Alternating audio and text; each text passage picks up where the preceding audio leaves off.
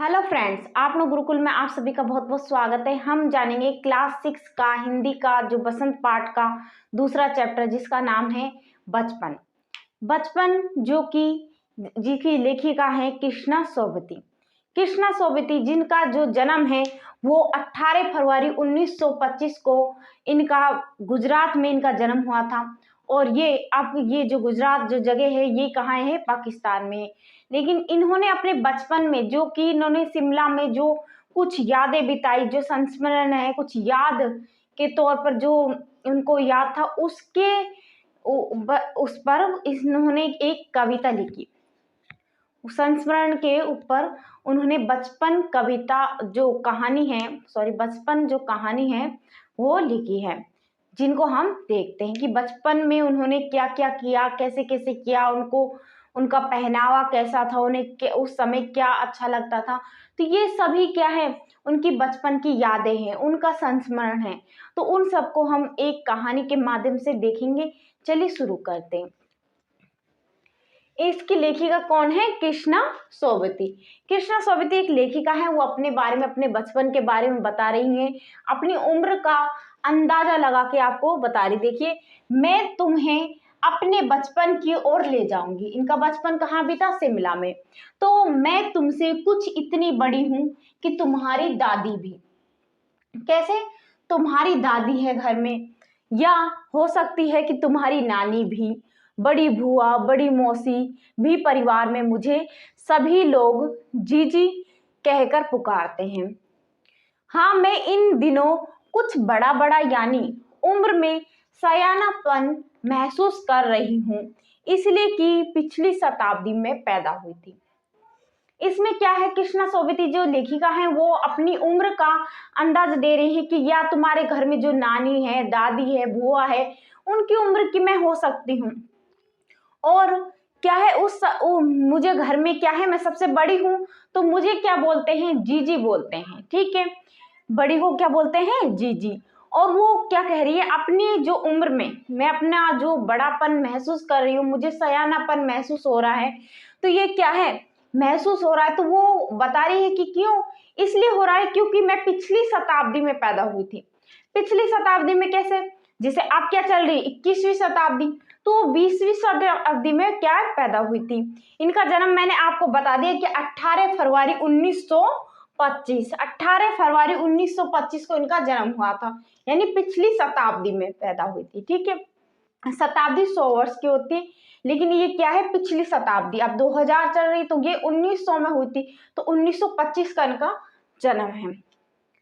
आप देखते हैं कि समय के साथ पहनाव में बदलाव। ये कह रही है कि जो समय है, समय के साथ मेरे जो बचपन में क्या है? बदलाव आते गए। ठीक है, लेखिका कहती है कि उनके पहनाव में भी बहुत बदलाव आया। पहले वो रंग बिरंगे कपड़े जैसे कि नीला, जामुनी, ग्रे, काला, चॉकलेटी आदि रंग के कपड़े पहनती थी, लेकिन अब उनका मन सफेद या हल्के रंग के कपड़े पहनने का करता है। वो दूसरी तरफ पहले वो क्या पहनती थी? फ्रॉक पहनती थी, निक्कर वगैरह, स्कर्ट, लहंगे, गरारे आदि पहनती थी। पहले जो लेखिका थी उसका मन करता था कि वो गहरे चटकदार रंग पहने। ठीक है, जो बचपन में, लेकिन उसके बाद वो धीरे धीरे उसका जो जो नीले रंग है, जामुनी रंग है, उन्होंने सभी रंगों के कपड़े पहने। लेकिन अब वो उनका जो मन है उन चटकदार और जो गहरे रंगों से अब वो पहनना पसंद नहीं करती। अब उन्हें कैसे रंग पसंद है? उन्हें सफेद हल्के रंग ही उनको पहनने को अच्छे लगते हैं। दूसरी तरफ जो फ्रॉक है, पहले क्या पहनती थी? फ्रॉक पहनती थी, निक्कर, स्कर्ट, लहंगे, गगर, गरारे आदि पहनती थी। लेकिन अब वो क्या पहनती है? केवल चूड़ीदार और घेरदार जो कुर्ते आते हैं वही वो पहनती हैं। तो अब उन्हें क्या अच्छा लगने लगा है? यानी उम्र के साथ साथ उन्हें जो पहले जो अच्छा लगता था वो अब क्या है? परिवर्तन हो गया, यानी बदलाव आया है उनके। तो वो अपने बदलाव को बता रही है कि पहले उस समय क्या क्या पहनती थी और अब क्या अच्छा लगता है, तो उसके बारे में। ठीक है, यानी पहनाव के बारे में उन्होंने बताया। अब देखेंगे बचपन में पहने गए कपड़ों को याद करना। वो जो बचपन में जो कौन कौन से कपड़े पहनती थी, उन्हें कौन सा अच्छा लगता था, उनके बारे में देखेंगे। देखिए, बचपन में लेखिका कहती है कि मैं बचपन में पहनी गई कुछ फ्रॉक अभी भी लेखिका को अच्छी तरह से याद है। जो हमारी लेखिका है कृष्णा सोबती जी, उनको अभी तक याद है कि उनको जो फ्रॉक थी उसमें नीली पीली धारियां थी। जो फ्रॉक में क्या थी? नीली पीली धारियां वाली फ्रॉक, जो कैसे रंग की थी? हल्की गुलाबी रंग का चुन्नटोदार घेरदार फ्रॉक, लेमन कलर का, बड़े प्लेटों वाला, जिसमें बड़ी बड़ी प्लेटें डली थी फ्रॉक। उस समय फ्रॉक के ऊपर की जो जेब थी, यानी फ्रॉक में पहले क्या थी? जेब थी, और उसमें रुमाल और बालों में रंग बिरंगे, जेब में रुमाल और जो बाल थे उनमें रंग बिरंगे क्या लगाते थे? हम रिबन लगाते थे। तो लेखिका कह रही है उस समय क्या लगाती थी? रिबन लगाने का क्या था? फैशन था। लेखिका के पास 2 ट्यूनिक मोजे और स्टॉकिंग भी थे। ठीक है, वो अपने बारे में क्या बता रही कि मैं ये चीज पहनती थी, मेरे पास रंग बिरंगी रिबन थी, फ्रॉक थी जो गुलाबी रंग की थी, उसपे जो धारियां थी वो कैसी थी? हल्की नीली रंग की थी। ठीक है, अब देखते हैं कि बचपन में लेखिका को अपने मोजे खुद ही धोने पड़ते थे। लेखिका को क्या करने पड़ते थे? अपने मोजे खुद देने पड़ते थे। मतलब उस नियम था कि इतवार को यानी रविवार यानी संडे को सुबह से ही सारे बच्चे मोजे धोने के लिए काम में लग जाते थे। यानी सुबह सुबह का उनका काम था कि संडे आया और अपने मोजों को धोएं। मोजे धोने के बाद वो अपने जूते पॉलिश करते और तब तक जो ब्रश होती थी उसको रगड़ते रहते थे अपने जूते पर कि जब तक वो चमक ना जाए। ठीक है, अपने हाथों से ही जूते मोजों को धोना और उसके बाद मोजों पर क्या करना? पॉलिश करना, उसको चमकाना। मुझे आज भी जूते पॉलिश करना अच्छा लगता है। लेखक क्या कहती है? आज भी मुझे इस समय में मुझे जो जो जूते हैं उनको पॉलिश करना क्या लगता है? अच्छा लगता है। उनका कहना है कि पहले के जूते उतने जो आरामदायक नहीं थे जितने कि अब हैं। उस समय जब मैं जूते पहनती थी या उस समय के जो जूते होते थे उससे क्या हो जाते थे? छाले जो पैरों में क्या पड़ जाते थे? छाले पड़ जाते, क्योंकि वो इतने सख्त और टाइट रहते थे बहुत ज्यादा। तो उस समय के जो जूते थे उनसे क्या हो जाते? पैरों में छाले पड़ जाते। जबकि आज के जो जूते चल रहे हैं वो कैसे हैं? वो शरीर को यानी सॉरी पैर को आराम देने के लिए ठीक होते हैं। ठीक है, आरामदायक जूते। आगे देखेंगे कि बचपन का नियम। जो कृष्णा सोबती थी उनके बचपन के कुछ नियम थे कि वो हर शनिवार को लेखिका जो लेखिका हैं और उसके भाई बहनों को ऑलिव ऑयल यानी कस्टर्ड ऑयल क्या है? पीना पड़ता था। जो कस्टर्ड ऑयल होता है, ऑलिव ऑयल होता है, ये पेट के लिए क्या होता है? अच्छा होता है। तो क्या होता है? उनको हर शनिवार को ये पीना पड़ता था। लेकिन लेखिका को न तो इसकी गंध जो स्मेल होती थी उनको ये गंध पसंद नहीं थी लेखिका को, और न ही इसका स्वाद उन्हें अच्छा लगता था। उनको ऐसा लगता था कि लेखिका को इसकी जो गंध थी और इसका जो स्वाद था उससे क्या आ जाती थी? लेखिका को उल्टी आने लगती थी। आज लेखिका को लगता है कि बचपन में हर शनिवार को दिया जाने वाला जो कस्टर्ड ऑयल यानी ऑलिव ऑयल है वो पीने के से उनका क्या हुआ? उनके पीने के लिए उसको कोई फायदा नहीं हुआ। जो उन्होंने पिया उससे उसको कोई फायदा नहीं मिला। फिर क्या हुआ कि बचपन में हर शनिवार को पीने वाला उससे कोई फायदा नहीं मिला। आज भी वो अपने आप को स्वस्थ ही महसूस करती हैं। जैसी वो पहले थी वैसे ही अपने आप को स्वस्थ महसूस करती हैं। अब देखेंगे लेखिकाओं की सुविधाओं की कमी थी। लेखिका के जो बचपन में कुछ सुविधाओं की कमी थी तो वो कौन सी? लेखिका कहती हैं कि उस जमाने में घरों में ज्यादा सुविधाएं नहीं थी। जैसे कि सबके घर में ग्रामोफोन, रेडियो या टेलीविजन नहीं हुआ करता था। जबकि आज क्या है? सबके घरों में फोन है, यहाँ तक कि टेलीविजन है। तो ये पहले क्या था? जब लेखिका के समय में ये सुविधाओं की क्या थी? कमी थी। अब देखिए खान पान के नाम और रंग रूप में बदलाव। लेखिका कहती है जब मैं उस समय और आज के समय को देखती हूँ तो आज के जो खान पान में क्या हो गया है, उनके नाम में भी बदलाव आ गया, उनके रंग रूप में भी बदलाव हो गया है। जैसे हमारे जमाने में बच्चे क्या खाते थे, कुल्फी खाते थे, कचौड़ी, समोसे और घर पर बनने वाले शरबत पिया करते थे, घर पर जो बनाए जाते थे। पर आजकल के जो बच्चे हैं उन मतलब आज के ज़माने में क्या चल रहा है, तो आइसक्रीम है, पेटीज है और पेप्सी, कोको कोला पीना ज़्यादा पसंद करते हैं। खान पान में भी समय के साथ कितना बदलाव आ गया है। मतलब जब पहले जो लेखिका थी उस समय क्या चलता था, कुल्फी, कचौरी, समोसा और घर पे बना शरबत ही पीना पड़ता था। लेकिन अब जो जो पीढ़ी आ गई है यानी बदलाव हो गया, उसमें क्या चल रहा है, आज आइसक्रीम है, पेटीज हैं, तो ये पेप्सी है, कोका है, तो ये सभी क्या चल रहे हैं, इनमें खान पीन में बदलाव आया है। अब देखिए कि जो लेखिका कहती है कि उस समय मिलने वाली जो कोल्ड ड्रिंक्स थी उस समय में क्या हो गया है, उस समय जब कोका कोला था, जैसे चीज नहीं मिलती थी, बल्कि लेमन डे और बिमोटो ही बच्चों को प्रिय कोल्ड ड्रिंक्स हुआ करते थे। मतलब उस समय जो कौन सी कोल्ड ड्रिंक्स है, तो कवित्री अपने याद कर रही है और बता रही है कि उस समय जब मैं बचपन कौन सी कोल्ड ड्रिंक चलती थी, लेमंडा और बिमेटो, बल्कि आज क्या है, कोको कोला है, चीज है, ये सभी उस समय नहीं होया करती थी। ठीक है, आगे लेखिका बताती है कि उन्हें ब्रेड लाने की ड्यूटी लगती थी, कभी उसका भाई कभी मैं, तो हमारी ब्रेड लाने की ड्यूटी लगती थी। दिल्ली और शिमला में जिन बच्चों का बचपन बीता है, जो शिमला में रहे हैं बच्चे, तो उनका बचपन बीता है, तो उनको वेगर्स और जो डेविस्को रेस्टोरेंट है, उनकी जो चॉकलेट थी, पेस्ट्री थी, वो स्वाद में काफ़ी अच्छी थी। तो वो क्या है, बच्चे जानते होंगे जो शिमला में रहे हैं। आगे लेखिका और उनके भाई बहनों कि बचपन में शिमला मॉल में ब्राउन जो ब्रेड होती थी उनको लाने की ड्यूटी लगती थी। तब शिमला मॉल था वो लेखिका के घर से ज़्यादा दूर नहीं था, बल्कि पास में ही था। कन्फेक्शनरी जो काउंटर था उस पर तरह तरह की जो वस्तुएं यानी जो चीज़ें थी, जैसे पेस्ट्री है, चॉकलेट है, वो कहाँ पर लगी थी, काउंटर पे लगी थी। उन चॉकलेट की जो खुशबू थी लेखिका को बहुत अच्छी लगती थी, तो मतलब उसको अभी तक याद है उसका स्वाद, उसकी जो खुशबू थी जो लेखिका को। ठीक है, आगे है चॉकलेट खरीदने की छूट।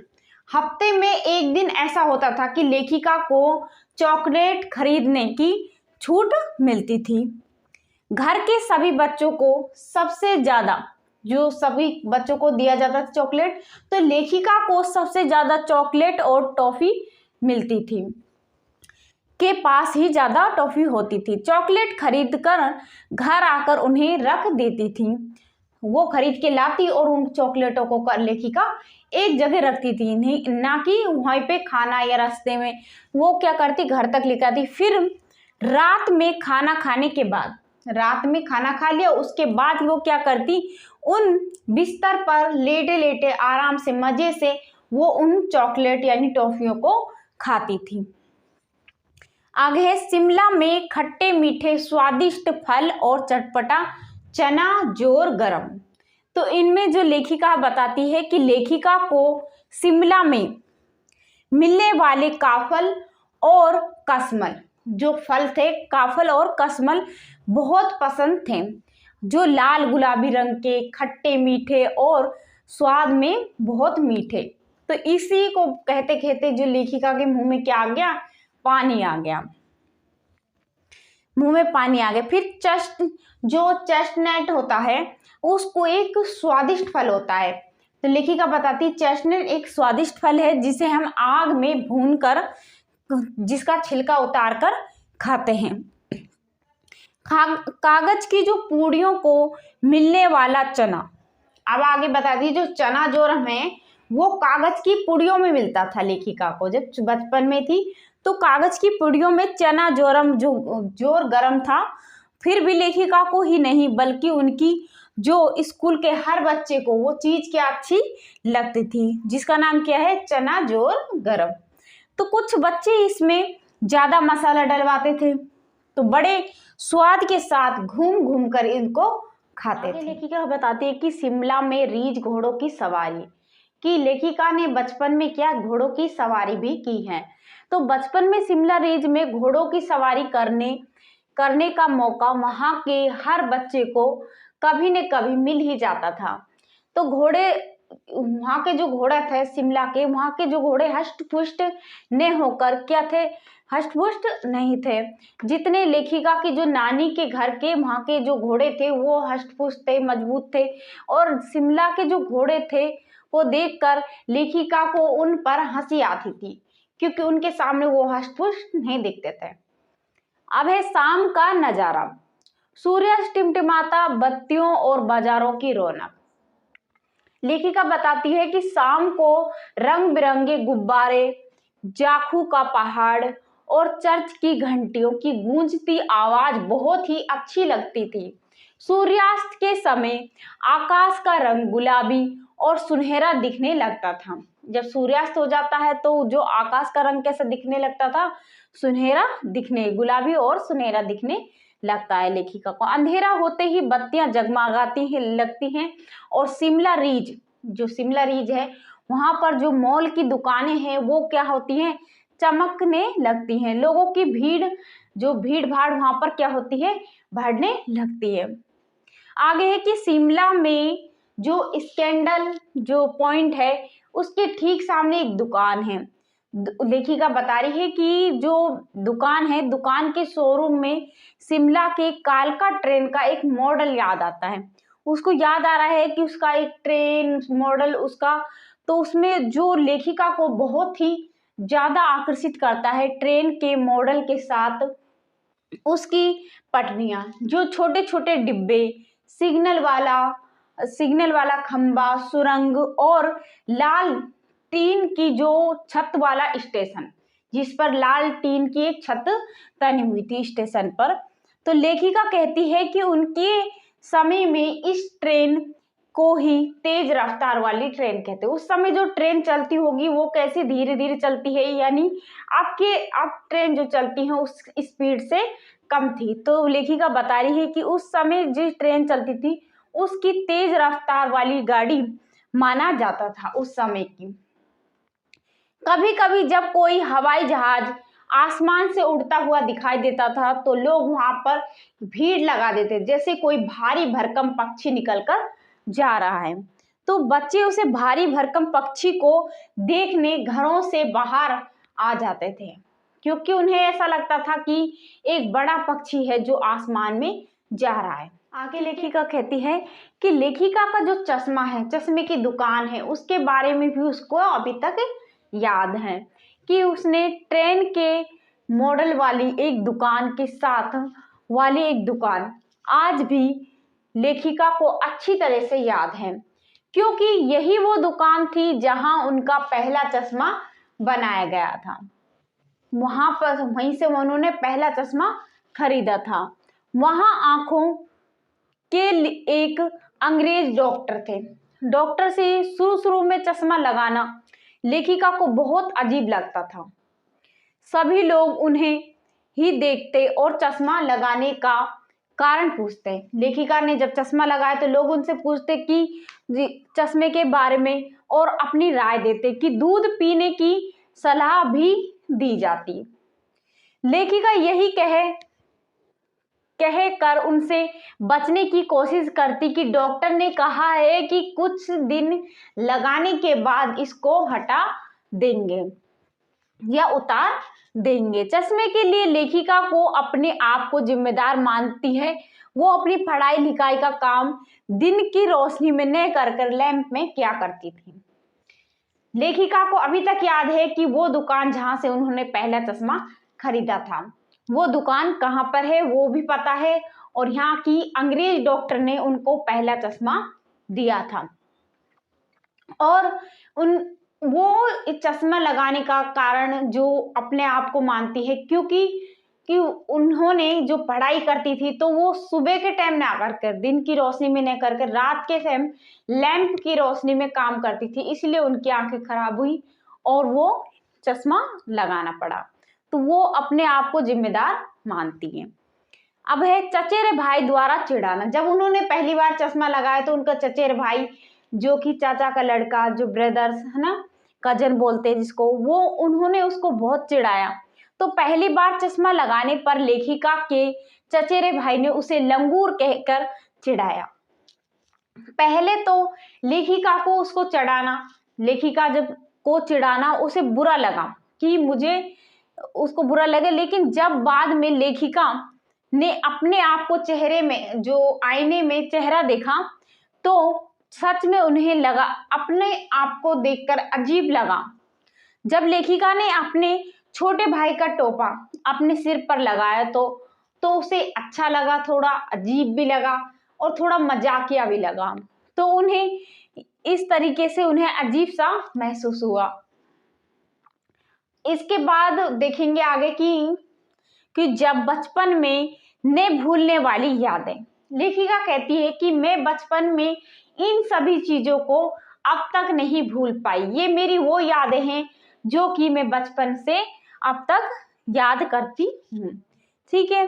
समय के साथ साथ चश्मा पहनना लेखिका की आदत बन गया। धीरे धीरे चश्मे पहनने की उसकी, लेखिका की क्या बन गई, आदत बन गई। अब वो चश्मा न पहनने पर उनको अजीब लगता है। पहले चश्मा पहनने पर अजीब लगता था, अब नहीं पहनती हैं तो अजीब लगता है। लेखिका को आज भी अपने भाई का टोपा, काली फ्रेम वाला चश्मा और चचेरे भाई द्वारा लंगूर कह के पुकारना याद है, अच्छे से याद है। तो वो अब भी टोपी पहनना ही पसंद करती हैं। अब क्या हो गया है कि लेखिका पहले दुपट्टा वगैरह पहनती थी, लेकिन अब क्या है, वो टोपी पहनना ही पसंद करती हैं।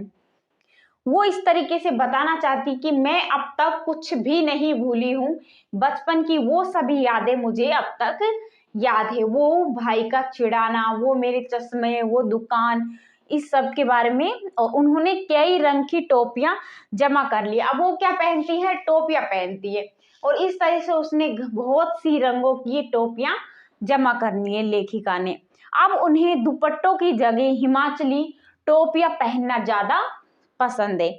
और उन्हें जो टोपियां पहनना क्या अच्छा लगता है, बहुत ही आराम देता है। इसलिए अब वो क्या पहनती है, लेखिका कृष्णा सोबती पहनती हैं टोपी।